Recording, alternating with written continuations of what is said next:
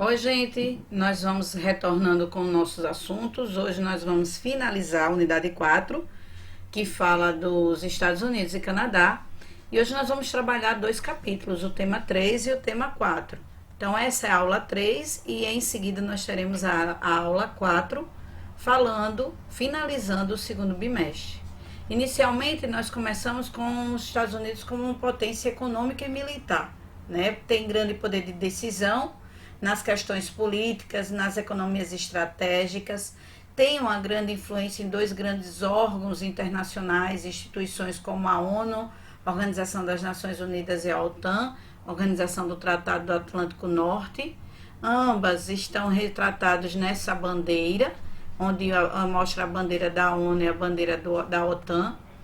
A OTAN, ela é uma organização, ou seja, uma aliança político-militar que foi criada no período, né, da Guerra Fria. Durante esse período, ela aliava-se os países ocidentais de origem capitalistas, que era liderado pelos Estados Unidos. Eles se aliavam para se proteger quanto à questão socialista, ou seja, os países de origem socialistas liderados pela União Soviética.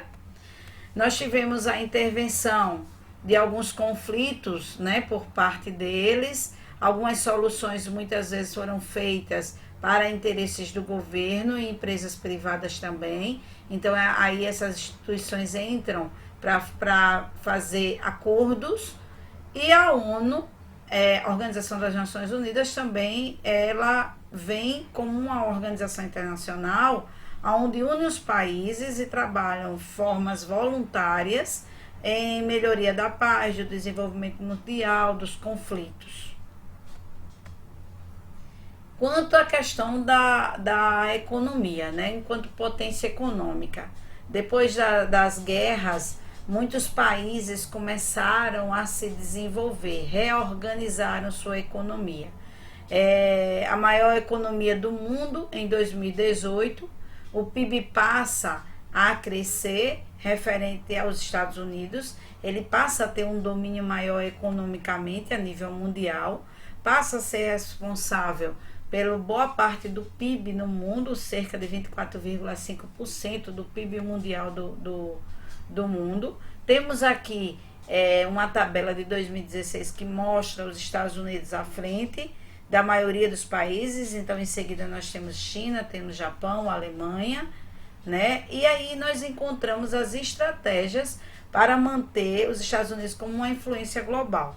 Uma delas são os acordos bilaterais, né? Os acordos bilaterais, regionais e multilaterais, que servem para facilitar os acordos, as trocas comerciais entre os Estados Unidos e muitos países. De certa forma, há interesses econômicos voltados a isso. A presença de empresas norte-americanas, empresas transnacionais em diversas partes do mundo, exemplo disso o McDonald's, a Coca-Cola, a Nike, entre outras grandes marcas, né? Desenvolvimento de setores industriais ligados à tecnologia de ponta, que tem o objetivo de dispor da liderança mundial nesse setor. Investimentos na indústria de armamento, né, como por exemplo, depois das guerras e durante o período da Guerra Fria, os Estados Unidos liderou a indústria de armamento, juntamente também com a União Soviética. E nós tivemos também o crescimento, a disseminação da cultura norte-americana em muitos lugares do mundo, né, por meio da indústria cinematográfica e televisiva. Então, nós temos como exemplo, na China, uma propaganda do filme do Minions, né? Então, um país oriental, onde dispõe de propagandas de filmes norte-americanos que fazem sucesso no mundo inteiro. Essas relações entre Estados Unidos e China passam a vir a crescer a partir da década de 80, e aí eles passam a intensificar muitos acordos.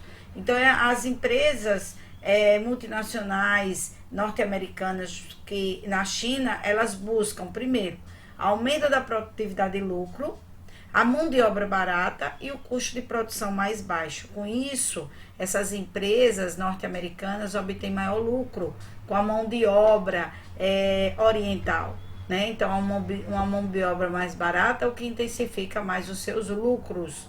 Aí a China exigiu que empresas norte-americanas também transferissem sua tecnologia para as empresas chinesas. E aí houve uma troca, um comum acordo, um relacionamento muito bom entre Estados Unidos e China, que são os principais parceiros comerciais entre si. Um fornece produtos para o outro, né? Em 2017, 22% das importações dos Estados Unidos foram de produtos chineses. Então, os Estados Unidos importa muito produto chinês. E nesse mapa nós vemos aí que os Estados Unidos exporta bilhões de dólares de produtos para a China, principalmente em matéria-prima, e a China, por sua vez, também exporta para os Estados Unidos muitos produtos industrializados, né? Ela passa a mandar para os Estados Unidos muito produto.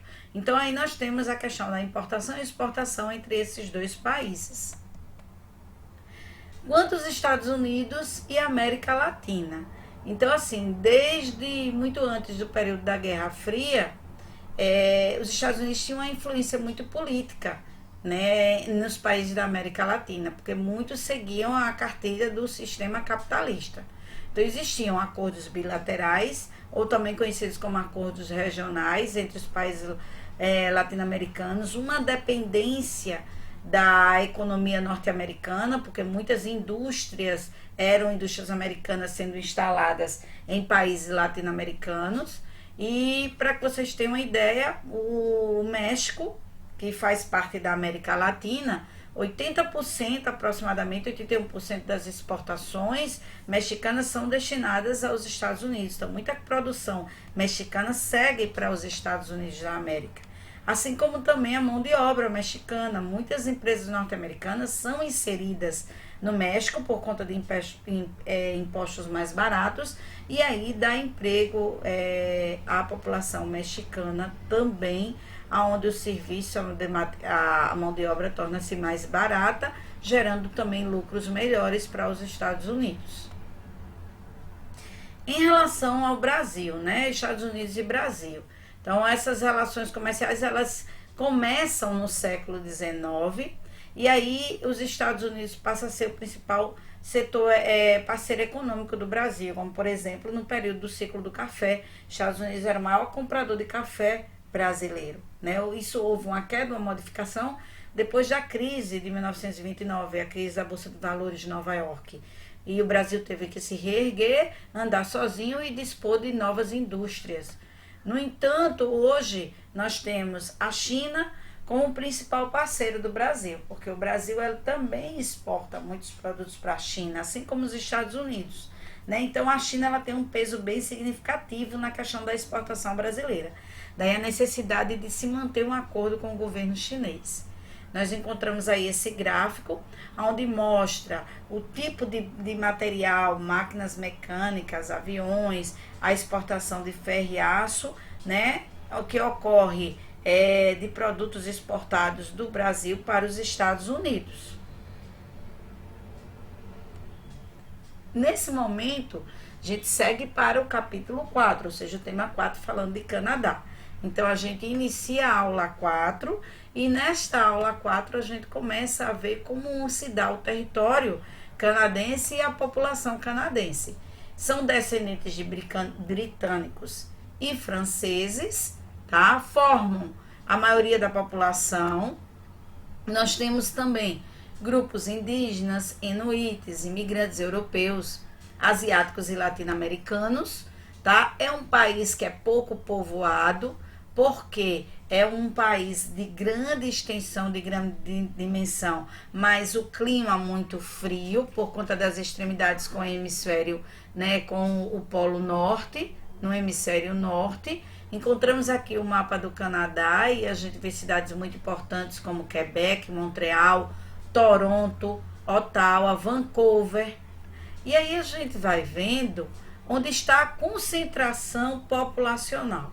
Nós temos uma concentração populacional muito grande na fronteira com os Estados Unidos, onde as condições climáticas normalmente tendem a ser melhores. Então essas cidades fronteiras com os Estados Unidos têm uma população muito grande, porque o clima é mais ameno, é menos frio. Boa parte da população também, 62% vive em áreas chamadas áreas dos Grandes Lagos, tá? E nós encontramos cidades bem populosas, como Toronto, né, Montreal, Quebec, Ottawa. São cidades muito industrializadas. Em relação à imigração e à qualidade de vida, o Canadá ele tem um baixo crescimento vegetativo, ou seja, nós não temos muito no Canadá, eles lá não têm, digamos assim, um nível de número muito grande de nascidos e número de óbitos, então a qualidade de vida lá é muito grande, então é difícil o crescimento vegetativo existir num país como esse. E aí nós temos mais pessoas idosas do que pessoas jovens para trabalhar, e com isso há escassez de mão de obra, há necessidade de pessoas para trabalhar nas empresas, nas indústrias. E aí, a partir da década de 70, o governo começa a investir em facilidades para a entrada de imigrantes nesse país, com o objetivo de chegar e trabalhar, né? Então, nos últimos anos existem algumas exigências para os candidatos à imigração, porque por um longo tempo quem queria ir para o Canadá era totalmente aberto. Agora, devido a alguns acontecimentos no hemisfério norte, principalmente em países como os Estados Unidos, Canadá, alguns atentados terroristas, muita coisa foi diminuindo, e também foram aparecendo algumas exigências para a entrada desses imigrantes no país. Temos aí uma imagem, né, de cidades do Canadá, como por exemplo Toronto, e aí nós temos a necessidade da busca de profissionais qualificados nessa região. Em 2014, o Canadá ocupava a 9ª posição no ranking do IDH, ou seja, o Índice de Desenvolvimento Humano, que é levado em consideração renda, saúde e educação. Então, nós temos nesses 3 aspectos, nesses 3 fatores, um desenvolvimento muito grande.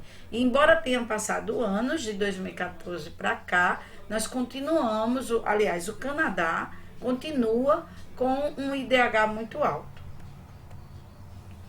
Em relação à economia desse país, é ligado à atividade extrativista, tá? Como, por exemplo, a agropecuária bem moderna, bem avançada, voltado à maquinária, a uma produção muito grande, e indústrias que dependem da economia dos Estados Unidos, porque é um dos também principais compradores de produtos canadenses.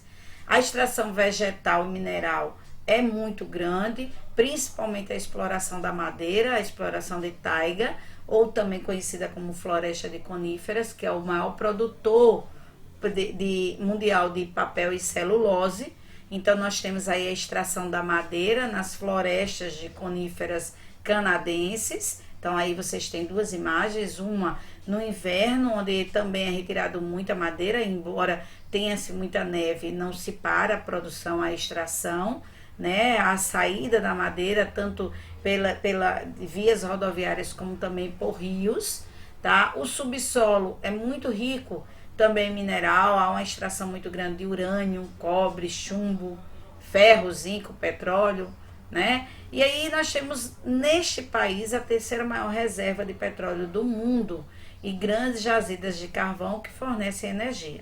Uma coisa também que é aproveitado com a quantidade de rios existentes devido ao degelo de áreas dessa região, são usinas hidrelétricas, né? Por conta do relevo montanhoso, quando há o degelo dessas áreas, há a formação de rios, e por conta das áreas de relevo de planalto, nós temos produção de usinas hidrelétricas também. Na agricultura, a gente tem uma tecnologia bem avançada, principalmente na produção de trigo e cevada, né? Então, é uma produção muito grande, em larga escala, então se produz mais em menor tempo. A indústria, principalmente a indústria voltada também à mineração e à extração vegetal, como a indústria de papel. Nós podemos ver aqui esses quadradinhos em verde, que a indústria de papel são muitas em vários lugares do Canadá. né, encontramos a extração muito grande de urânio, tá? E aí nós vamos vendo através dos símbolos onde existe as inúmeras extrações de minerais desenvolvendo a indústria no Canadá. Então, após de 1945, ele recebe grandes investimentos dos Estados Unidos, algumas indústrias são implantadas nesse país e começa a se ter uma parceria muito grande em ambos, né? Tanto Estados Unidos e Canadá. Em relação ao degelo do Ártico, isso favorece para que o degelo das camadas, né, das calotas polares provocada pelo aquecimento global faz com que haja passagem de navios, né, para seguir do Canadá para outros países, coisas que antigamente era difícil. Então, áreas do Ártico, na verdade, que antes era coberta por gelo ao longo do ano, elas também tornaram-se vulneráveis para alguns tipos de exploração. Então, áreas que eram congeladas, hoje o Canadá explora muito o subsolo por conta da descoberta de minérios, tá? E aí nós temos alguns interesses. Que interesses são esses? Região que é rica em petróleo e vários recursos minerais. Esses países que são banhados pelo Ártico, eles começam a disputar a fronteira. É o caso do Canadá e Estados Unidos, porque o Canadá é vizinho ao Alasca, mas o Alasca pertence aos Estados Unidos, disputa alguns territórios para exatamente fazer a extração de alguns minerais. Qual é a consequência disso aí? Com o degelo, né, pode-se acarretar alguns problemas ambientais e, além disso, a elevação do nível do mar, assim como passagem de diversas rotas marinhas por essa área do Ártico. Bem, a gente finaliza nossa unidade 4, que falou sobre a questão política e econômica, tanto dos Estados Unidos como do Canadá, população, localização. Vocês agora ficam com a atividade do livro, que é a página 312 e 313, para que a gente possa fazer a correção e para que depois nós possamos trabalhar a revisão. Um grande beijo a vocês e até a próxima aula.